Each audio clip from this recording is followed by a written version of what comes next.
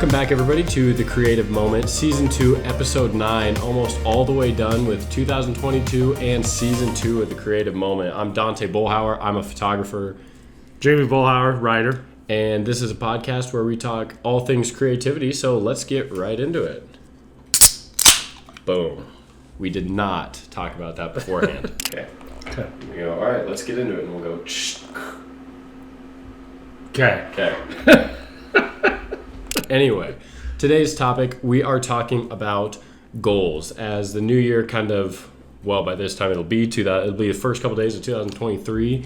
Yep. Everybody's setting New Year's resolutions, things they want to get done this year, all that different stuff. So we figured it would be a great time to talk about goals, and not necessarily specific ones, but kind of just setting goals as a creative, because it's a little different than other kind of realms, jobs, things like that, where there are set timelines. Like if you want to get this whatever thing done, then basically you can line out goals for specific timelines, where creativity and kind of passion projects, things like that, you can spend all the time in the world on it. You like, unless you have kind of that template or goal that you're trying to reach by such time, things can go awry pretty quick. So what's your insight on kind of making goals when not you're kind of the one and depending, like, obviously with your paid jobs and stuff like that, you have a timeline. Yep. So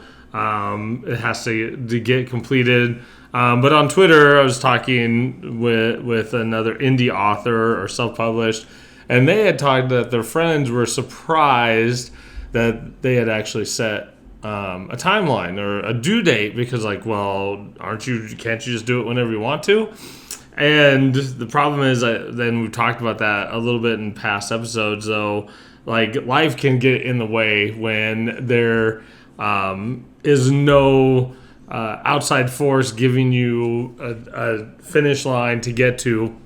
And so in that aspect, setting, even with a calendar or anything along that line, why, like, so many people do the National Write a Novel Month. April will be write a poem a day.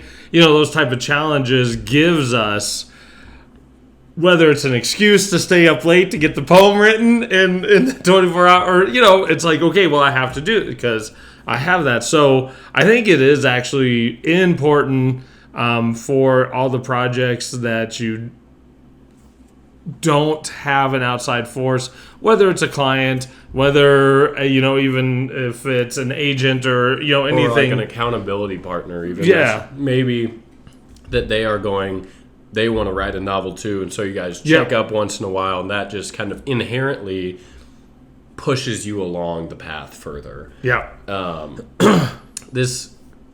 When I was just kind of thinking about this topic, the phrase, Peter McKinnon phrase, well, maybe, but he says a lot.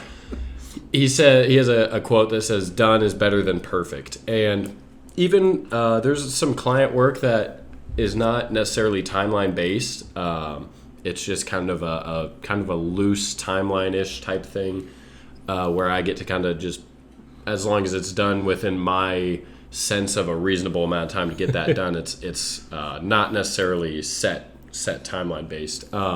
And so the battle that I think a lot of creatives sometimes struggle with is you're always learning new things, you're always learning new techniques or new ways to do things, having new experiences to plug into poems and books and things like that, where the one big project that you're working on, you kind of want to add everything that you're learning into that project, and then it gets to the point where it's no longer relevant, it's no longer, it's just never going to get done. Yeah. And so putting that, like, timestamp on, I want to do, so for example, like my YouTube, I want to do one video a week, and a lot of time I always put client stuff before that, and then that pays the bills. Yeah, it does. So with that, like, I just posted my Utah vlog there, but it was almost close to a month after I took the trip and posted the photos,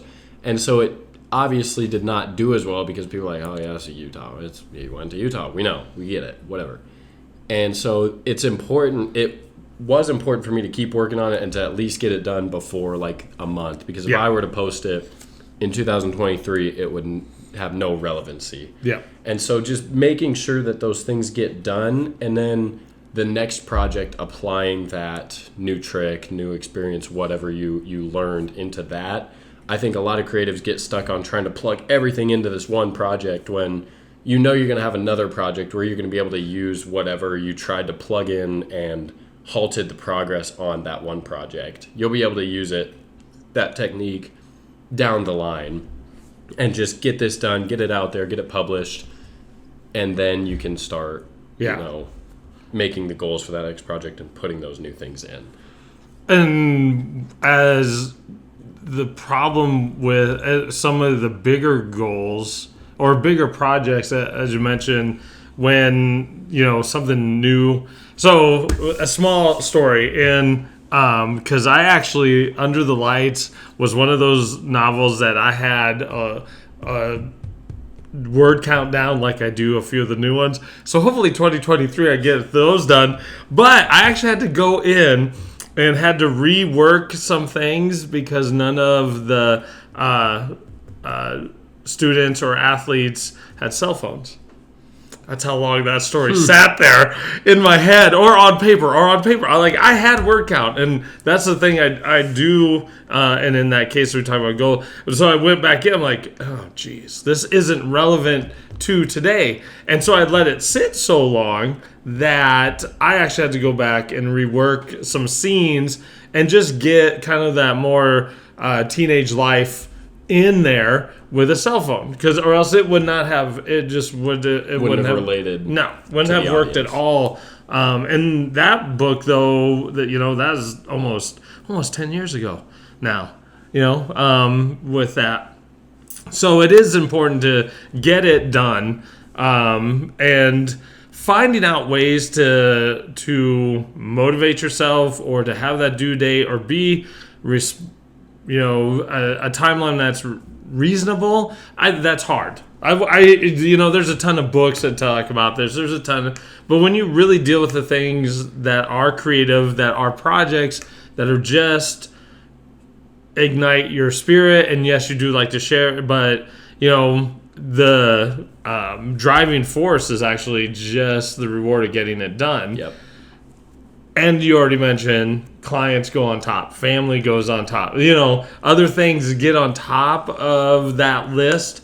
And so then you just kind of let that sink down, and you're, during November or during April for writers or poets, like we kind of have that excuse. I was joking, but yet I'm not. Like, okay, well, I didn't write that poem. It's 10:30. I got to get to work tomorrow, but I got to do that. And so it gives you that little bit. And a lot of the times, it's not perfect, but it's done. It's part of the goal that you had in regards to those challenges or whatever other challenges. Because I think challenges are just a good way, whether they're personal or social media. Like I think I'm going to do this year, I'm going to try to do the 30-day Nikon again photo challenge on Instagram. Those are so hard, especially when I just got a phone. Like nowadays I'm like, man, if I had Dante's camera, that'd be a lot better. But I want to do that. I want to take on and work in some of my other creative fields. But there it is. It's already listed. Like they always list all 30 days. Yep. So you can get them done ahead of time. But you post, on that day. So I think challenges are one way, whether you write it out yourself on a calendar or whatever, to get your creative juices going and things along that line. Yeah. The other thing, another tip, I guess, mentioned it a little bit, but having not even necessarily an accountability partner, but just a creative community. Because a lot of times if something gets put on the back burner, other things come up, it's really hard. It almost becomes a nuisance to get back to working on it because it's your least priority at the time. It's so easy to say, well, now I got to do this and this. Whereas if you have like a creative community, just even a couple people that are also working on some of the same stuff. It doesn't even have to be even related topic wise. If another person I know is taking photos and posting them, and we talk about them, things like that, inherently it's going to make me want to go take photos or finish that batch that I haven't edited in a couple weeks. And so having just a couple other people that are also driven, that'll help kind of push you just subconsciously to get those things done by them getting things done. It's just kind of like a back and forth process where... Well, this podcast, an example, as compared to your personal goal for your own personal YouTube to do, sometimes I text you, like, hey, it's time, or you text to me and it's just like, yeah, hey, because you're held... It's almost the same as a paid client. Mm-hmm. You're held responsible a little bit to somebody else. And we never really want to let other people down. It's kind of ironic that we'll let ourselves down, but we won't let somebody else down. Like in our real goals and dreams, we will let ourselves down, but throw somebody else in the mix and we'll go out of our way to make sure they're not. Yeah. Yeah, that's interesting. So, okay, as we're talking about goals, for the creative, what do you think about having different, or the importance of different layers? So I've got 2 epic goals I'm working on, and I will have some goals for the upcoming year, and I kind of have some smaller ones that are just actually now, like my blog, it's all connected. Like, it's now a routine. I don't write on it consistently, like every Tuesday, but I'm still pretty I know that's what I do. But I also got those 2 epic ones, and I had a blog post about those, that I'm working on. So where in and how does different types of goals play? So I think this is it's something I've just kind of thought a lot about. I have my to-do list behind me. New Year strategies is on there. So it's something that's been kind of stewing a little bit in my head. I always think it's important to have kind of a yearly goal that's that's attainable, but still like you're gonna have to put in the work to do it. And I also think it's important to have in your mind now a really unrealistic goal. And like something way up there that if everything went right and all this stuff happened and you worked as hard as you could, there's maybe you would get there, because I think that drives you then more to achieve it. Whereas if you put a kind of a lofty goal, but you'll probably make it by the end of the year, I don't think you work as hard during that year to accomplish it. And so I think it's important to have kind of those big picture goals. But those are real easy to get lost in the weeds in the day-to-day life of, there's 365 days to do it. I'll just take this day off. So I think a couple big goals and then a lot of little goals, whether it's week by week, month by month, to even day by day, just to keep you going, that also help you kind of push towards that big goal. And so having, like I've talked about before, the 5 critical things a day. Yep. I was just thinking that. Yep, just 5 goals a day that I want to get done or get progress on that are pushing me to my end goal of having this body work, making this much money, that type of thing. Just the things to keep you going each day that are also stepping stones to get you to your pinnacle goal by the year. I think that's how I have thought about kind of planning the year out goal-wise. Okay. I was thinking of that and then connecting back, because I'll have to find the title. It might be worth, because I got the idea of the epic goals from a book. Okay. In that sense, interesting that so there's another debate in the writing world, especially poets and stuff, in regards of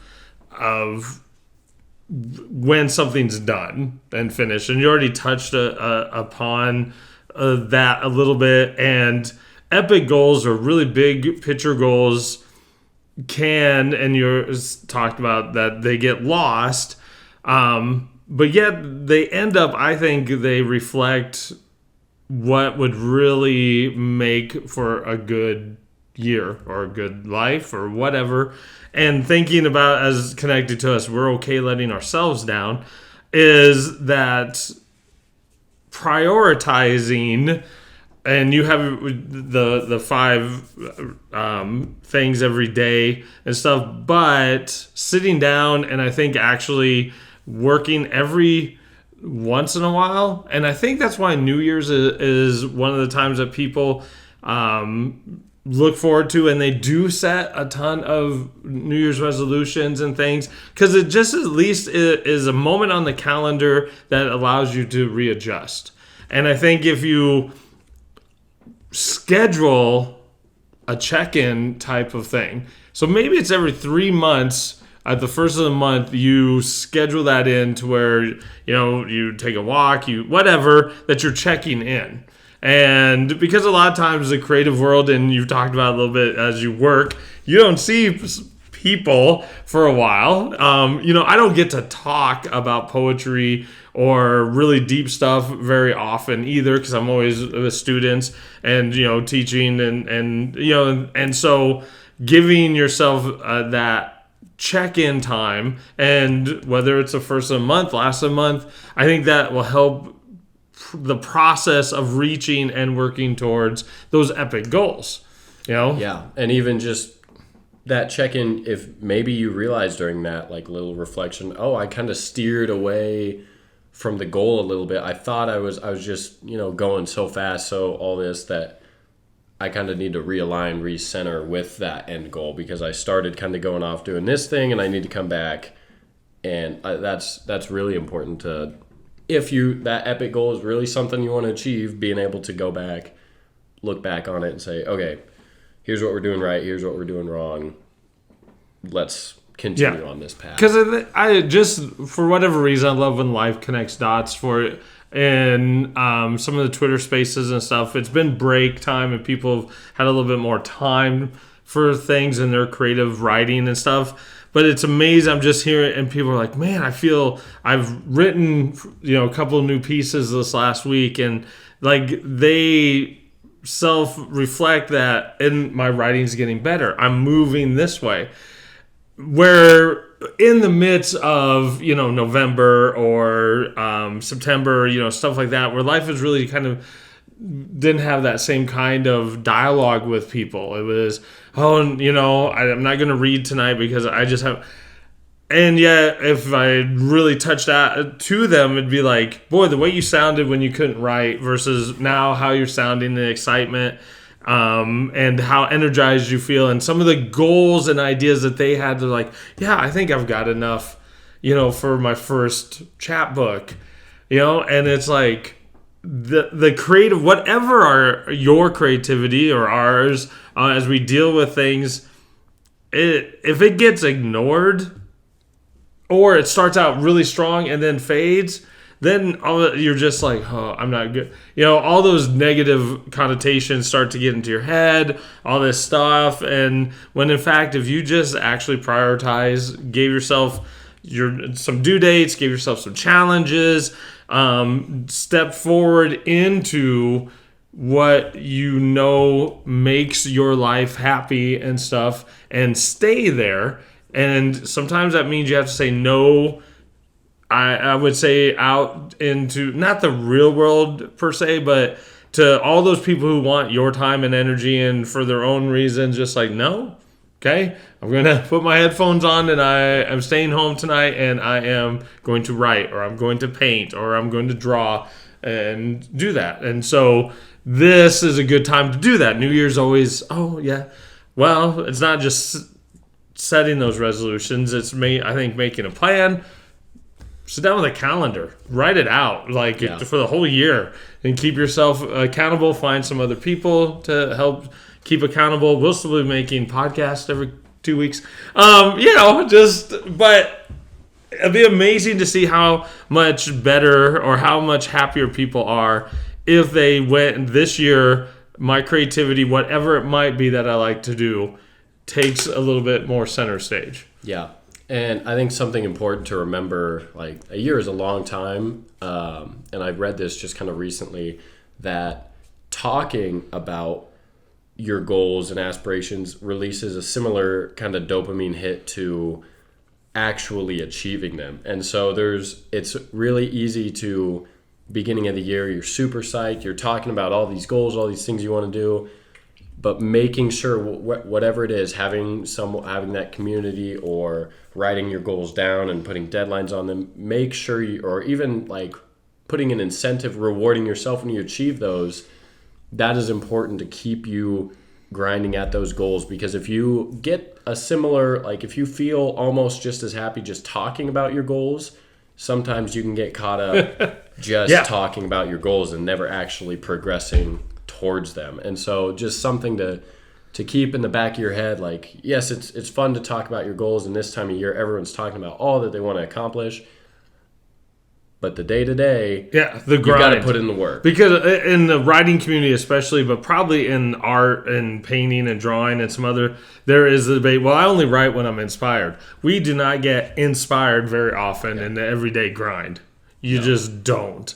Now, you can pay more attention and have ideas and record those, but then you got to take them back and you got to work. You have to work at it at some point, whether it's putting together the poems, whether, even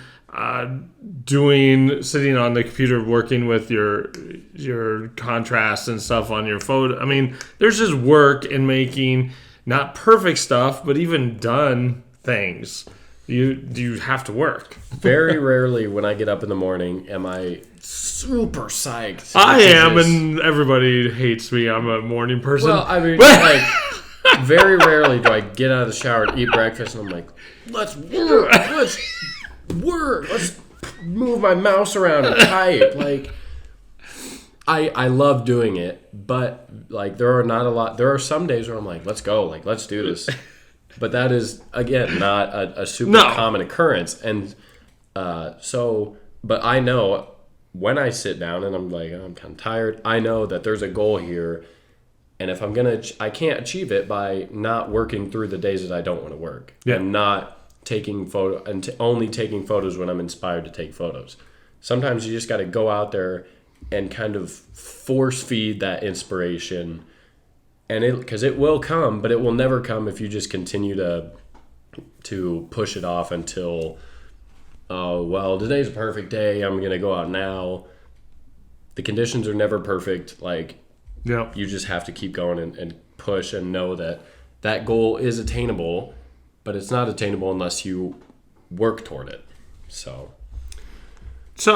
we kind of agree that you got to have some type of deadline, some type of plan, because we have to work.